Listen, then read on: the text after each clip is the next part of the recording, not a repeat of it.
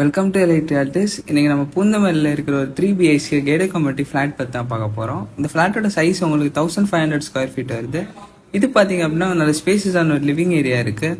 இது ஒரு லக்ஸரியான ஒரு ஃப்ளாட்டு. உங்களுக்கு ஹால்கம் டைனிங் இருக்குது, அப்புறம் ஹால்கம் பால்கனியுமே இருக்குது. எல்லாமே ரொம்ப லக்ஸரியாக இருக்கும். இது பார்த்தீங்க அப்படின்னா உங்களுக்கு ஒரு கிச்சனுமே பார்த்தீங்கன்னா உங்களுக்கு ஃபுல்லாகவே ஒரு மாடலர் கிச்சனு, ஃபுல்லாக ஒயிட் கலர் பெயிண்ட் எல்லாமே பண்ணி நல்ல ஒரு மாடலிங்காக வச்சுருக்காங்க. அப்புறம் இது பார்த்தீங்கன்னா உங்களுக்கு ஒரு service area, open service area. நல்லா பார்த்தீங்கன்னா வெளியே உங்களுக்கு கார்டன் எல்லாமே இருக்குது.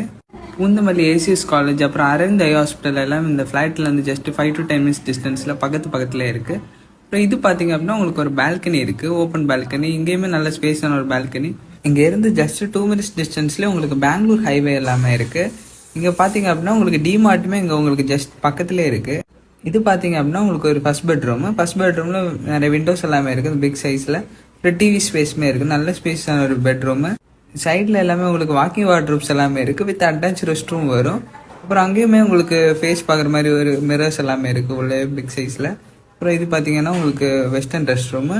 இது ஒரு கேடட் கம்யூனிட்டி. ஸோ உங்களுக்கு ஸ்விம்மிங் பூல்லேருந்து எல்லா அம்யூனிட்டிஸுமே உங்களுக்கு வரும். லிஃப்ட், கார் பார்க்கிங், கார்டனிங் எல்லா அம்யூனிட்டிஸுமே வரும். இது பார்த்தீங்க அப்படின்னா உங்களுக்கு ஒரு காமன் ரெஸ்ட் ரூமு. பக்கத்தில் பார்த்தீங்க அப்படின்னா உங்களுக்கு ஒரு செகண்ட் பெட்ரூம் இருக்குது. அங்கேயும் உங்களுக்கு வாக்கிங் வார்ட்ரூப்ஸ் இருக்குது, அப்புறம் பெரிய விண்டோஸ் எல்லாமே இருக்குது. இது பார்த்தீங்க அப்படின்னா அந்த ஃப்ளாட்டில் இருக்க ஒரு லிவிங் ஏரியா, நல்ல ஸ்பேஸான ஒரு லிவிங் ஏரியா இருக்குது.